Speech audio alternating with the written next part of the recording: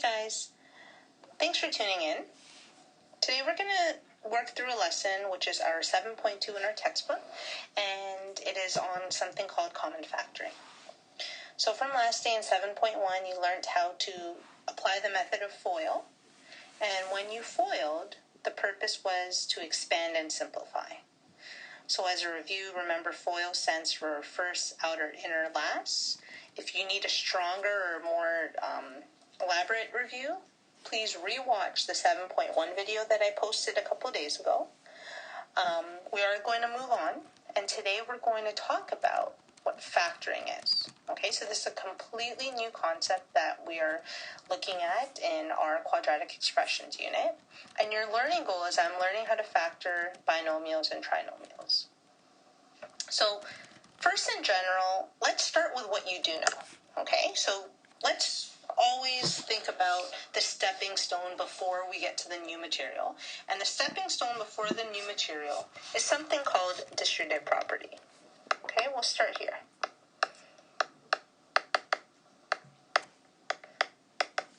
Okay, so by this point, we've done tons of review on what distributive property is. And we're familiar with the concept of expanding and simplifying. So if I gave you these instructions and I said, okay, I want you to expand and simplify 5, open bracket, x plus 7. Okay, so hopefully you guys would be able to identify that, okay, that means that Miss wants me to multiply 5 into the brackets, where I would get 5x plus 35 as a expanded answer. Okay? Now, that means that everything that we've done so far has the understanding of, how to expand in terms of distributive property. So we know how to go from left to right now in the arrow diagram that I'm currently highlighting in green. We know that how to expand 5, open bracket, x plus 7 is the same as opening up those brackets using distributive property and getting 5x plus 35. Okay, that should be our familiar step. Now, what's new, how we're going to move on from this, is this idea of factoring. Okay, so this is our new material. So factoring is the opposite of expanding. And when we do the opposite of expanding, what we're actually doing is starting at our answer and arriving at our question. Okay, that is the process of factoring. I always say factoring is like unmultiplying. Okay, because when you're multiplying, you're doing work like distributive property. You're doing work like what we did in our earlier example. But when you unmultiply, you're basically doing the opposite of expanding. Okay, so what this means is you have to have some prior knowledge. Okay, I'll go nice and slow. Again, watch the video entirely, look at your examples, and complete your couple of homework check questions because they do help bind everything together for your full understanding. Okay? So, in terms of factoring, we might want to think about information of our root word. Okay? So, factors. Factors are the numbers you multiply to get another number. For example, the factors of 15 are 3 and 5 because 3 times 5 is 15. Okay, so that's like knowing your multiplication tables. Okay, we know 3 times 5 is 15. We also know that 1 times 15 is equal to 15. So that means that we have factors of 15, and those factors are 1, 3, 5, and 15. And the reason why is because 1 times 15 gives you 15, and 3 times 5 also gives you 15. But all of those 4 numbers that I wrote down are all factors. Okay? So we're going to think about some factors and consider what are our multiplication tables that we know when dealing with a particular factor. Okay? So let's consider number 24. So I want you to think about it. If you want, you can pause the video. What are two numbers that multiply to 24? Well, you know that 1 times 24 equals 24. We know 2 times 12 also gives you 24. We know 3 times 8 also gives you 24. We know 4 times 6 also gives you 24. 5 obviously doesn't go into 24 evenly, so 5 is not a factor. And you'll notice if I climb up to my next number, that's 6, I already have 6 listed as a factor. So possible factors of 24, if I was to write it in ascending order, would be like 1, 2, 3, 4, 6, 8, 24.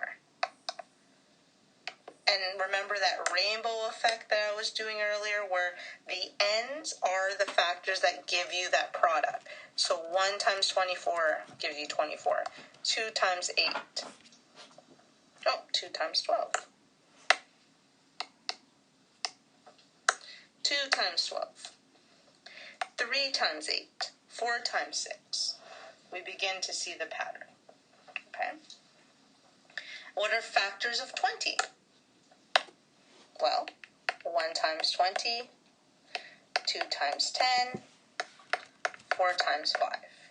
If I was to put them in order, that would be 1, 2, 4, 5, 10, and 20. Okay. Now, we did a good job in identifying the numbers that are factored, right? What pair of numbers gives us the product of a given number. Now, I want you to think about what happens when they're variables, right? So how do I get x squared? This means that a letter in this case, multiplied by another letter, has to give us the product of x squared. Well, I know that x times x both have an exponent of 1. So this means that x times x is equal to x squared. So our factors would be x. Okay, because x times x is x squared. All right. Now what about D, where we have 6a squared? Well, we could begin with thinking about how can I break up my coefficient. So my coefficient is 6. So what are two numbers that multiply to give me 6? Well, 1 times 6, 2 times 3. They all produce the value of 6. And then how we get a squared, like the similar one in part C, a times a. Okay? All of the factors, though, are what I highlighted in yellow. 1 times 6, 2 times 3, 8 times a. Okay? This is just talk on what factors are. In considering the greatest common factor, I'm pretty sure you know what the word greatest means, right? So we're looking for the highest number and variables.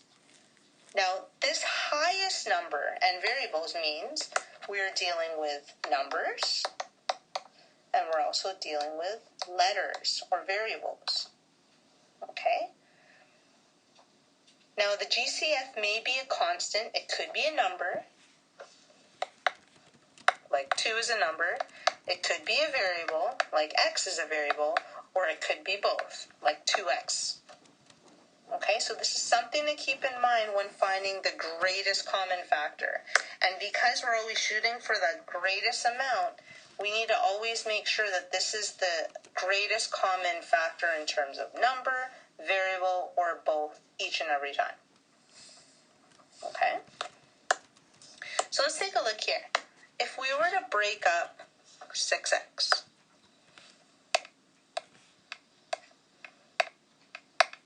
and figure out what are the possible factors of 6x.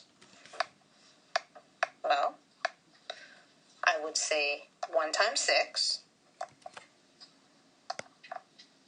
would be a factor.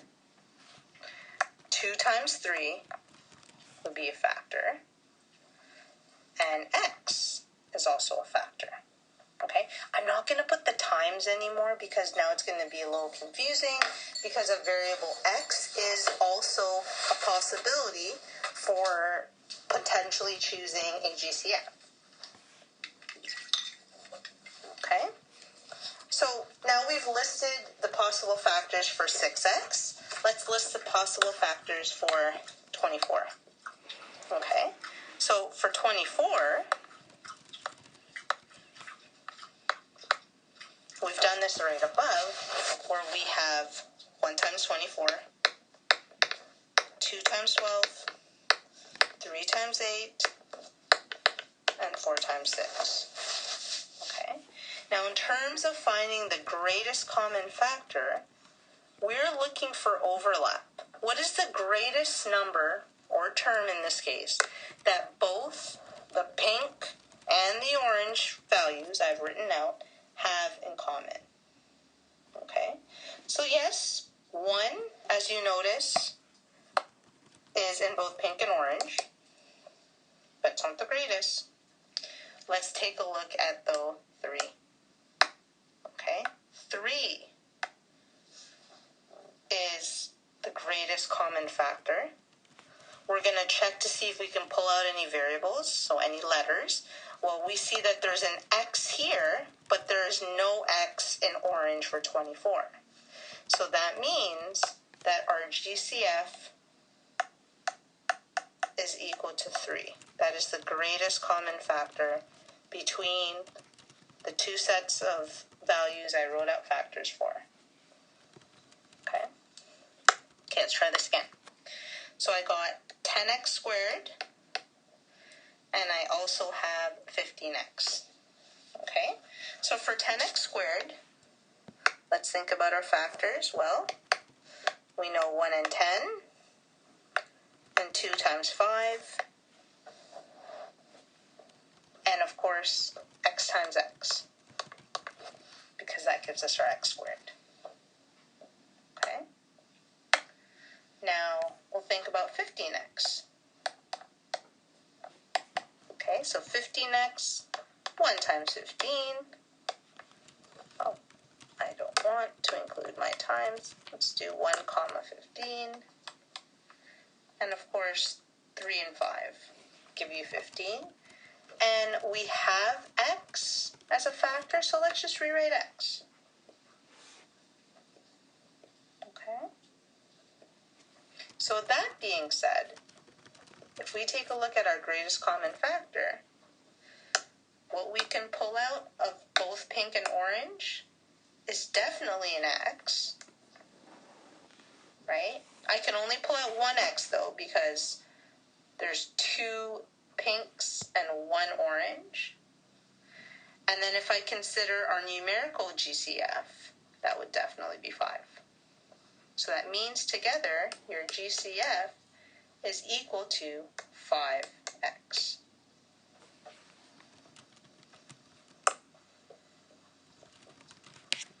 Okay, let's do one more.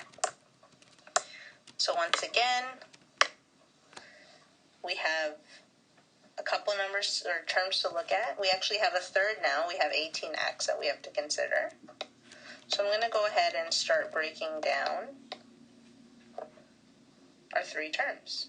Okay, so 6, we know 1 times 6, 2 times 3, and then x times x times x give us 6x cubed. Okay, now let's try and break down negative 12 x squared. Okay, so that could mean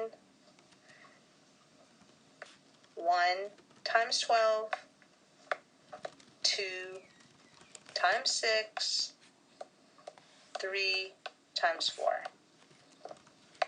X times x. Okay?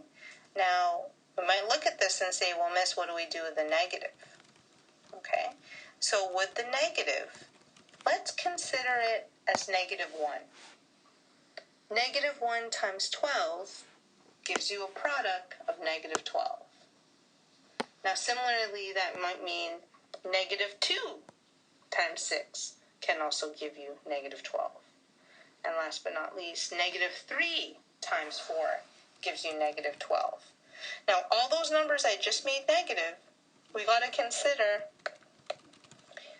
well, I could also flip this around and have negative 4, negative 6, negative 12. Because 1 times negative 12 gives you negative 12. 2 times negative 6 gives you negative 12. 3 times negative 4 gives you negative 12. So we also must consider those possibilities. Okay? And then I use a new color for 18x. Okay? So for 18x, we have 1 times 18. Let me give some more room. We got 2 times 9 and 3 times 6. Okay? So now that we have all of our options out, we're going to look for the greatest common factor. Okay, so the greatest common factor in this case, well, I can see a 6 that works out. And we have xxx for x cubed, xx for x squared. Ooh, and I forgot to add my x for 18x. I'm sure you guys caught that at home. So we really just have 1x that we can pull out, or 6x, because we circled the 6 as the coefficient. So in this case, the GCF will be 6x. Okay, now eventually this does get easier. Okay, you don't always need to write out all your GCFs. However, it is a good strategy. Okay, so if you consider writing out all your GCFs, this would be the way to do it. If you want, you can do it in 2 colors, no problem. Okay, for the U-try, I want you to think about your GCFs for each of those pairs or triplets of numbers. And eventually, you will get to a point where you can look at it and say, well, the GCF out of this pair will be 4. The GCF out of this pair would be 5x. The GCF out of this pair would be 6x. Okay? You will get there. But for now, writing them out as options is definitely a good idea. I would also suggest thinking about your times table. So I can upload a times table and you guys can give it a chance to look at what numbers multiply to your given number. Okay, but for now, I just want you to consider how to work through and find your GCF. Okay, so I'm going to give you a GCF worksheet just to complete, just as a review and something to think about. And then we're going to go on to the actual 7.2 lesson. Okay, so this is just part 1. Stay tuned for part 2. Take care. And just to clarify, you are looking for possible factors to find one GCF. Okay, I think in the last part of the video,